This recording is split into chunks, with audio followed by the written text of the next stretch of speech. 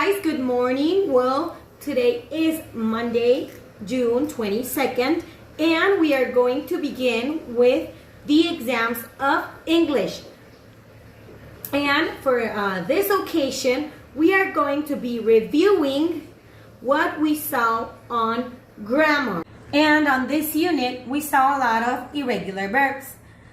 If you don't remember what are irregular verbs, let me tell you that these verbs are action words that change from present into past by switching completely the word or by changing the vowel into another vowel. And these are not verbs that change from present into past by just adding ed. These verbs change completely or only one of their letters change, but we do not add ed. Go, fly, eat, and drink are some examples of irregular verbs that are in present, and to pass them into past tense, change completely the word. For example, go is in present, and the past of go is went. Fly is on present, and the past of fly is flew. Eat is on present tense, and the past tense of eat is ate. Ate. And drink is another verb, and the past tense of drink is drank. As you can see, in drink, the I switches for an A. Eat, change completely. Fly, we add EW. And go, change completely too. Here are other examples of irregular verbs in present. And let's switch them into past tense. Buy, buy with money. The past tense of buy is bought. Remember that in the word bought, we don't pronounce the GH. Bought. Ring. The past tense of ring is rang. Write.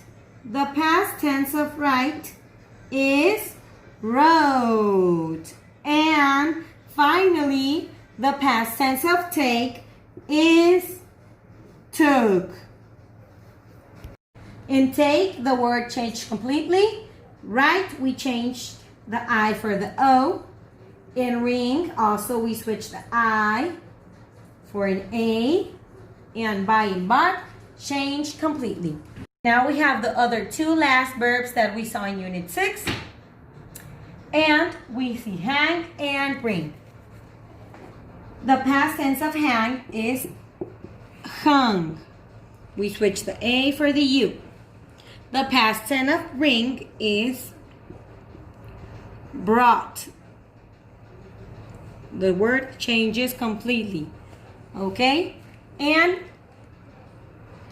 now it is important to remember that on the rows in this side were the verbs in present form, and on this side were the verbs in past tense form.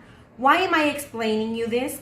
Because in the exam, I ask you to pick one of these verbs and write one sentence in past tense and another sentence in future tense. If you remember, to write a sentence in past tense, it goes the pronoun or the noun, I. Next, we have the verb, bought, which is buy in past. I bought candy. This is a sentence in past tense because the verb is in past tense. But if I write this same sentence in future, we are going to write the pronoun or the noun, I, and next to the pronoun or noun, we add will. I will. And then the verb in present. I will buy candy. Okay? Study this because in your exam comes one exercise like this. Now it's time to review what we're going to see in vocabulary exam. And right there, you have 5 words and you have to draw a picture representing each word. And one of the words is paste. I am going to give you a definition in English of what is paste.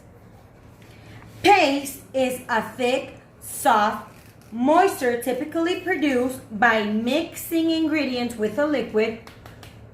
We can put it in our skin. We can use it in a spaghetti. We are going to represent what is paste. Another word that you're going to see in the exams is Viking. Vikings were Scandinavian men that a long time ago, in another century, about the 8th and 11th century, used to settle in many parts of the northwestern Europe. These persons were related or known by wearing hats or caps with very big horns that used skin of animals for clothes and that had very big and long ships. The third word is seal. And seal is a mammal that swims on very cold areas of the world, and sometimes these are known because they flip and they give applauses with their hands. The fourth word on the vocabulary exam is adobe. And an adobe is a brick that a lot of time ago Native Americans and Indians around the world used to make their houses. These adobe were made by themselves, handmade, and they are made of mud, sticks, sometimes grass or plants, and water. They made long pieces of rectangles, huge rectangles, and they put them in the sun to dry and then build their houses. The fifth and last word on your vocabulary exam is the word tribe. And tribe is used for communities that live on a specific areas of the world that have different traditions or ways to live. For example, some tribes that are Native Americans are Pueblo Indians, Eskimos, Northwestern Indians, and Plain Indians. Tribes are known of building their own communities and houses, and especially a long time ago before civilization came into the world.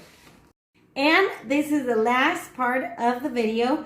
I hope you are ready for the exam. I wish you guys a lot of good luck. Try to study all the day of today. Remember that the exam is available until 11:59 p.m. If you have any questions, I will be on the video call from 12 to 1 and from 1 to 2, so you can do your exam. Or if you need any help, we can do it. We cannot do it together, but I can answer any questions you have or doubts. Okay? I love you. I miss you. And study. Bye.